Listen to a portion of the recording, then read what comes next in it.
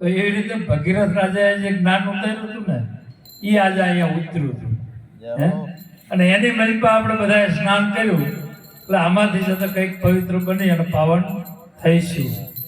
પણ મહાપુરુષો જે વાત કરે છે એના ઉપર આપણે ખાસ ધ્યાન આપવું પડે.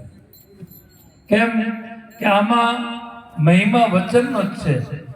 એટલે સંતોએ કીધું કે વચન વચન કો वचन वचन की मेर है वचन है भयो प्रकाश.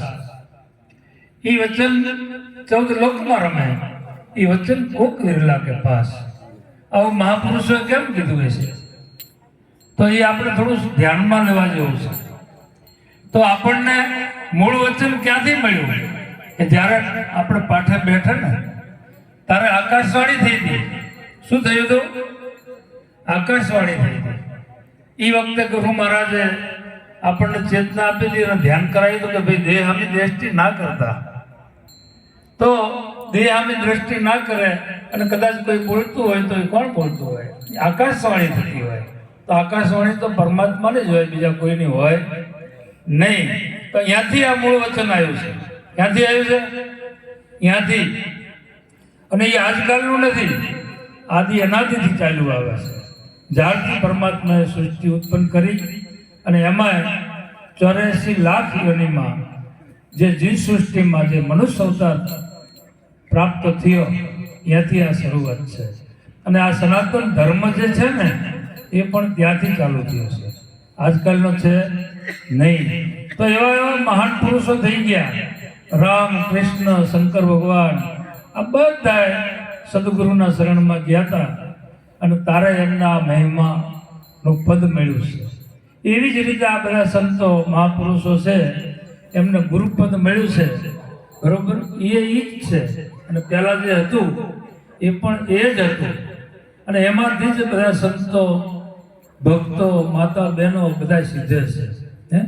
એટલે માતા બહેનો આપણે કહીએ છીએ કે ભાઈ માતાજી જગત જનની કહી, તો વાણીમાં સંતોએ કીધું દાસ થતા રહ્યા કે હે જગત જનની જગદંબા આદ્ય શક્તિ આદિ અનાદિ. જો આ માવો ના હોત તો કોઈ સંતો હોત, કોઈ ભક્તો હોત, કોઈ ભગવાન હોત. પણ ખરેખર ધન્યવાદ તો પેલા અમારી માતાઓને આપવો જોઈએ કે એટલું બધું સહન શક્તિથી ચલાવે છે અને પાલન કરે છે. તો આપણા કરતા એમને ધન્યવાદ કહેવાય ને. એટલે એક વખત તો માતા બહેનોને જોરથી તાળીઓ પડે અને વધાવો. કેમ કે મા છે ને જગત જનની છે. તો તેથી હતી અને આજે આ બેઠી જો પ્રગટ. એટલે મહાન પુરુષોએ પ્રગટનો મહિમા કીધો છે. શું કીધું છે? પ્રગટનો મહિમા કીધો છે, બરોબર? અને પ્રગટ આ સગુણ બ્રહ્મ જ છે, પણ જેને સમજાય એને. તો એના માટે શું છે કે વાણીમાં જે કીધું છે ને કે નામ રૂપ ઘાટથી પાર સદગુરુ સાહેબ છે. તો આપણે નામને નથી જોવાનું, એના ઘાટને નથી જોવાનું, બરોબર? પણ નામ રૂપને ઘાટથી જે પર છે ને એ સદગુરુ સાહેબ છે. એટલે બોલે છે એ 52 બારો છે, પણ ઘણાને એવું થાય કે ભાઈ આ ગોવિંદરામ બોલતા હતા, બરોબર છે? આ કહેવા મને જયદેવ મહારાજ બોલતા હતા. અરે અમારી કોઈની હેસિયત જ નથી. આ બોલે ને એ 52 બારો છે ને એ આમાં છે ત્યાં સુધી બોલાય, બાકી કોઈથી બોલાય નહીં. તો આપણને ઈ જ્ઞાન પ્રાપ્ત કરાયું છે ગુરુ મહારાજે. કયું કરાયું છે? ઈ જ્ઞાન પ્રાપ્ત કરાયું છે.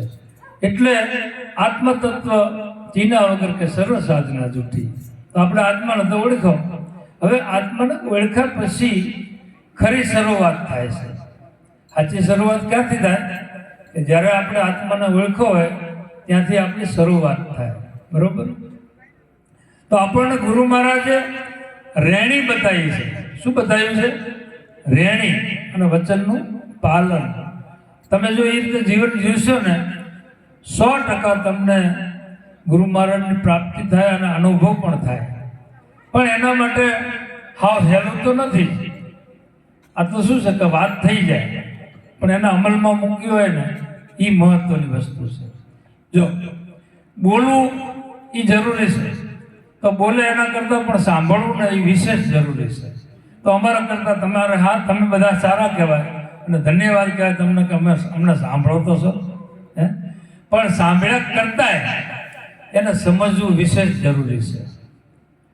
તો સમજવા માટે કેવું છે કે આપણે ડાયરેક્ટ સમજી શકતા નથી અને એના માટે જ સદગુરુની જરૂર પડે. તો આપણે આ વાતને સમજતા નતા, નહીંતર વાણી તો પહેલા આપણે સાંભળતા અને આજે સાંભળીએ છીએ, બરોબર.